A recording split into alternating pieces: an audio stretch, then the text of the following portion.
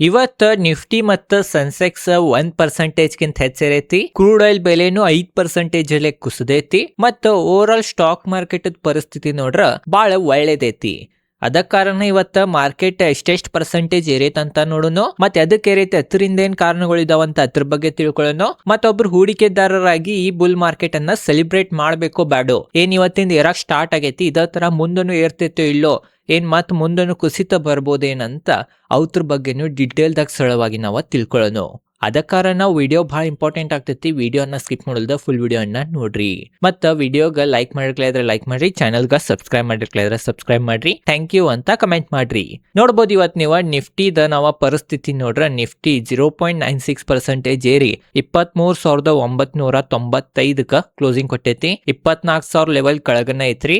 Bank ನಿಫ್ಟಿನೂ ನೋಡ್ಬೋದ 0.69% ಏರಿ 57,000 level ಮ್ಯಾಕ್ closing ಕೊಟ್ಟೈತಿ. ಮತ್ತ ಸೆನ್ಸೆಕ್ಸ್ ಅನ್ನು 1.02% ಏರಿ 76,800 ಮ್ಯಾಗ್ ಕ್ಲೋಸಿಂಗ್ ಕೊಟ್ಟೈತಿ ಸೆನ್ಸೆಕ್ಸ್ ಅನ್ನು ಸಹ.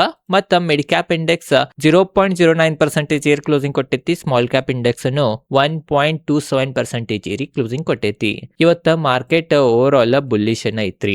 ಎದಕ್ ಬುಲ್ಲಿಶ್ ಇತ್ತ, ಅದರಿಂದ ಏನ್ ಕಾರಣಗಳಿದಾವಂತ ಈಗ ಒನ್ ಬೈ ಒನ್ ತಿಳ್ಕೊಳ್ಳೋಣ. ನೋಡ್ರಿ, ಒಂದೇ ಮೇನ್ ಕಾರಣ ಏನಂತಂದ್ರ ಏನ್ US ಮತ್ತೆ ಇರಾನ್ ನಡಕ ಯುದ್ಧ ನಡೆಯತೈತಿ. ಆ ಯುದ್ಧ ಈಗ ಸದ್ಯ ಯುದ್ಧ ಬಹಳ ತೀವ್ರತೆ ಪಡೆದಿತ್ತ. US ಮತ್ತೆ ಇರಾನ್ 2 ವಾರ ಡೈಲಿ ಒಂದಿನಾನು ಮಿಸ್ ಮಾಡುಲ್ದ ಡೈಲಿ ಅಟ್ಯಾಕ್ ಮಾಡತ್ತಿದ್ದು ರೀ. 13 ದಿನದಿಂದ ಡೈಲಿ ಅಟ್ಯಾಕ್ ಮಾಡತ್ತಿದ್ದು. US ದವ್ರು ಇರಾನ್ ಮೇಲೆ ಅಟ್ಯಾಕ್ ಮಾಡೋರ, ಇರಾನ್ ಸಹ ಮಿಸೈಲ್ಗಳ ಡ್ರೋನ್ಲೆ US ಏನ್ ಅಲಯನ್ಸ್ ಇದಾವ, ಕುವೈತ್ ಆಗ್ಲಿ, ಸೌದಿ ಅರೇಬಿಯಾ, ಜಾರ್ಡನ್ ಅಲ್ಲೆಲ್ಲ ದಾಳಿ ಮಾಡತಿತ್ತ.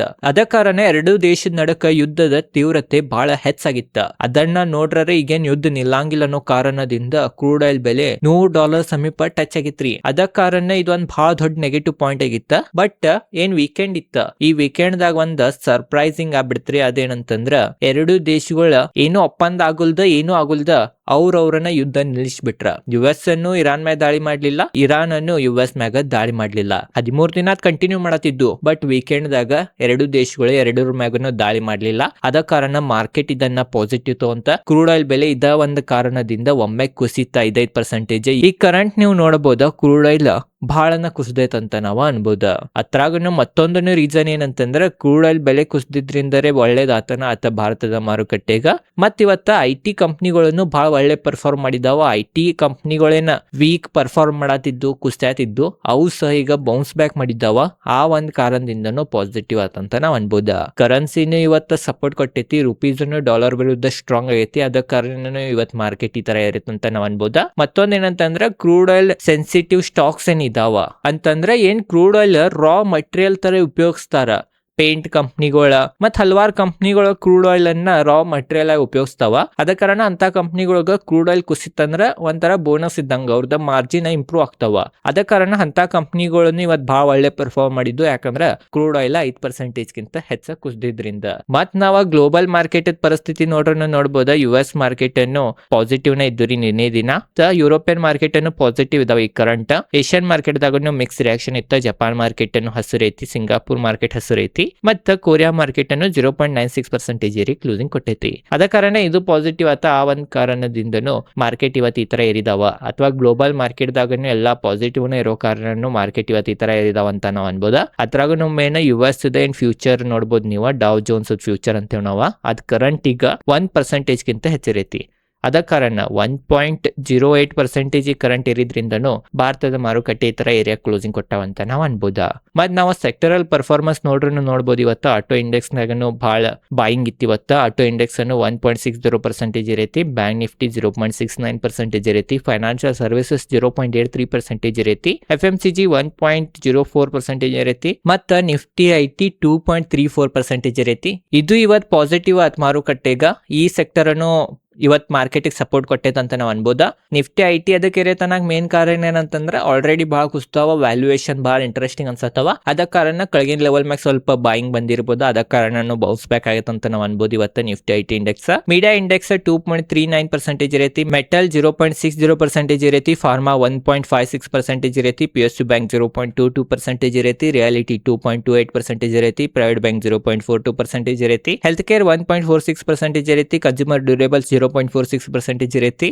ಆಯಿಲ್ ಅಂಡ್ ಗ್ಯಾಸ್ ಇವತ್ತಷ್ಟು ಒಳ್ಳೆ ಪರ್ಫಾರ್ಮ್ ಮಾಡಿಲ್ಲ, ಆದ್ರೂ ಕೂಡ ಐತಿ 0.02%. ಅದರಿಂದ ಏನ್ ಕಾರಣ ಅಂತಂದ್ರೆ ಕ್ರೂಡ್ ಆಯಿಲ್ ಬೆಲೆ ಏನ್ರೆ ಕುಸಿದು ಅಂತಂದ್ರ ಆಯಿಲ್ ಕಂಪ್ನಿಗಳದ ಮಾರ್ಜಿನ್ ಸ್ವಲ್ಪ ಕಡಿಮೆ ಆಗ್ತೈತ್ರಿ. ಅದ ಕಾರಣ ಆಯಿಲ್ ಕಂಪ್ನಿಗಳ ಇವತ್ತು ಅಷ್ಟು ಒಳ್ಳೆ ಪರ್ಫಾರ್ಮ್ ಮಾಡಿಲ್ಲ ಅಂತ ನಾವು ಅನ್ಬೋದ. ಯಾಕಂತಂದ್ರೆ ಯಾವಾಗನು ಮಾರುಕಟ್ಟೆಗೆ ಒಂದ್ ಸೆಕ್ಟರ್ ಕೆಟ್ಟಾದ್ರೆ ಒಂದ್ ಸೆಕ್ಟರ್ ಒಳ್ಳೇದಾಗ್ತೈತಿ. ಕ್ರೂಡ್ ಆಯಿಲ್ ಕುಸಿದ್ರಿಂದ ಪೇಂಟ್ ಕಂಪ್ನಿಗಳಾಗ ಯಾವ್ಯಾವ ಕಂಪ್ನಿಗಳದ ರಾ ಮಟೀರಿಯಲ್ ಕ್ರೂಡ್ ಆಯಿಲ್ ಇರ್ತೈತಿ ಅಂತ ಕಂಪ್ನಿಗಳಿಗೆ ಪಾಸಿಟಿವ್ ಆತ. ಬಟ್ ಮೇನ್ ಆಯಿಲ್ ಕಂಪ್ನಿಗಳಾಗ ಕ್ರೂಡ್ ಆಯಿಲ್ ಪ್ರೈಸ್ ಏರಿದ್ರೆ ಇವ್ರಿಗೆ ಒಳ್ಳೇದ. ಅದ ಕಾರಣ ಇಂತ ಕಂಪ್ನಿಗಳಿಗೆ ನೆಗೆಟಿವ್ ಆತ, ಅದ್ರದನ್ನ ಪರಿಣಾಮ ಇವತ್ತು ಕಾಣತೈತಿ. ಆದ್ರೂ ಬಹಳ ನೆಗೆಟಿವ್ ಅನ್ನಕ್ ಬರಂಗಿಲ್ಲ. ಅದ ಕಾರಣ ಗ್ರೀನ್ ದಾಗನ ಕ್ಲೋಸಿಂಗ್ ಕೊಟ್ಟೈತಿ, ಬಟ್ ಸ್ವಲ್ಪ ಕಡಿಮೆ ಗ್ರೀನ್ ದಾಗ ಕ್ಲೋಸಿಂಗ್ ಕೊಟ್ಟೈತಿ. ಮತ್ತ ನಿಫ್ಟಿ ಕೆಮಿಕಲ್ ನೋಡಬಹುದು 1.29% ಏರೈತಿ. ನಿಫ್ಟಿ ಕೆಮಿಕಲ್ ಯಾಕೆ ಇರುತ್ತೆ ಅಂದ್ರೆ ಇವಕ್ಕೂ ಕ್ರೂಡ್ ಆಯಿಲ್ ಒಂದೊಂದು ರಾ ಮಟೀರಿಯಲ್ ಆಗಿ ಬಳಸ್ತಾವ್ರಿ ಕೆಮಿಕಲ್ ಕಂಪ್ನಿಗಳ. ಅದ ಕಾರಣನೂ ಏರಿರ್ಬೋದು ಅಂತ ನನಗೆ ಅನಿಸ್ತೈತಿ. ಮತ್ತ ಉಳ್ದಿದ್ ನೋಡ್ರ ನಾವ್ ಕ್ರೂಡ್ ಆಯಿಲ್ ಬೆಲೆ ಇನ್ನ ಡೀಟೇಲ್ ದಾಗ ಎಲ್ಲ ಅಧ್ಯಯನ ಮಾಡ್ರ ಎಲ್ಲ ಒಳ್ಳೇದನ್ನ ಐತಿ. ನೋಡ್ಬೋದು ನೀವು WTI crude oil $83 Maggi trade ಮಾಡತೈತಿ ಪ್ರತಿ ಬ್ಯಾರಲ್. ಬ್ರೆಂಟ್ ಕ್ರೂಡ್ ಆಯಿಲ್ $89 ಪ್ರತಿ ಬ್ಯಾರಲ್ ಟ್ರೇಡ್ ಮಾಡತೈತಿ. ಕ್ರೂಡ್ ಆಯಿಲ್ ಬೆಲೆ ಸಡನ್ಲಿ ಕುಸಿದ್ರಿಂದ ಇದಾವ್ ಪಾಸಿಟಿವ್ ಆತ್ರಿ ಭಾರತದ ಮಾರುಕಟ್ಟೆಗ.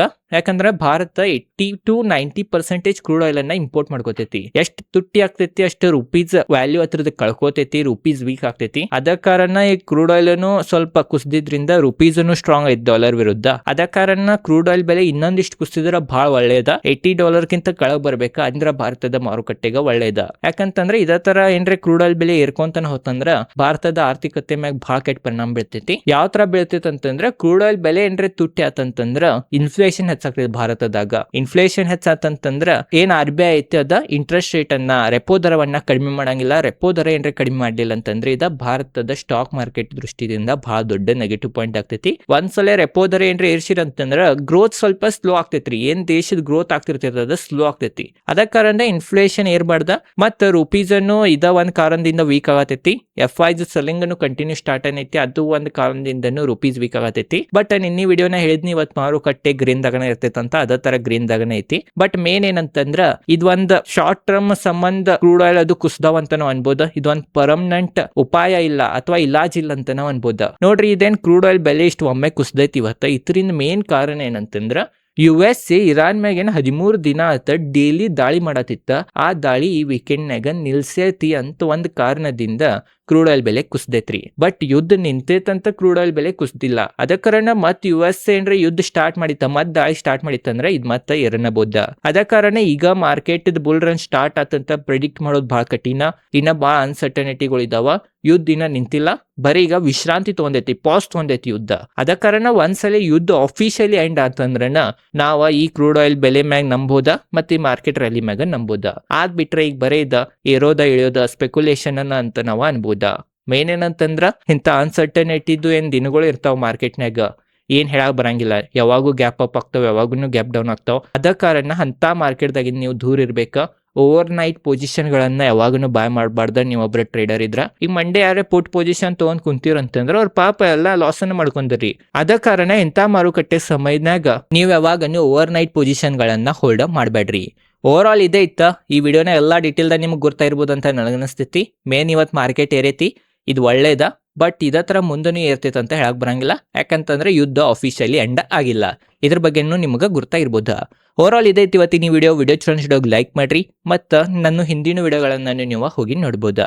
ಮಣ್ಣೇರೆ JP Morgan ಅವರ ಮಾರ್ಕೆಟ್ ಇಲ್ಲಿಂದನೂ ಕುಸಿಬಹುದು ಅಂತ ವಾರ್ನಿಂಗ್ ಕೊಟ್ಟಿದ್ದಾರೆ. ಅದ ಕಾರಣ ಎದಕ್ಕೆ ಕೊಟ್ಟಾರ ಏನ್ ಕೊಟ್ಟಾರ ಅಂತ ವಿಡಿಯೋ ಮಾಡೇನಿ. ಆ ವಿಡಿಯೋನ ಹೋಗಿ ನೋಡ್ರಿ ಚಾನಲ್ನಾಗ. ಮತ್ತ ಡಿಸ್ಕ್ರಿಪ್ಷನ್ನಾಗ ಲಿಂಕ್ ಹಾಕಿರ್ತೇನೆ ಆ ವಿಡಿಯೋನ ಹೋಗಿ ನೋಡ್ರಿ. ಇದೈತಿ ಇವತ್ತಿನ ವಿಡಿಯೋ ಹೆಂಗ್ ಅನ್ಸಿತ್ತು ಅಂತ ಕಮೆಂಟ್ ಸೆಕ್ಷನ್ ತಿಳಿಸ್ರಿ. ಇದೇ ತರ ಸ್ಟಾಕ್ ಮಾರ್ಕೆಟ್ ರಿಲೇಟೆಡ್ ಕನ್ನಡದಾಗ ವಿಡಿಯೋ ಮಾಡ್ತಿರ್ತೇನೆ. ಆದ ಕಾರಣ ಚಾನಲ್ ಸಬ್ಸ್ಕ್ರೈಬ್ ಮಾಡ್ರಿ. ಧನ್ಯವಾದಗಳು.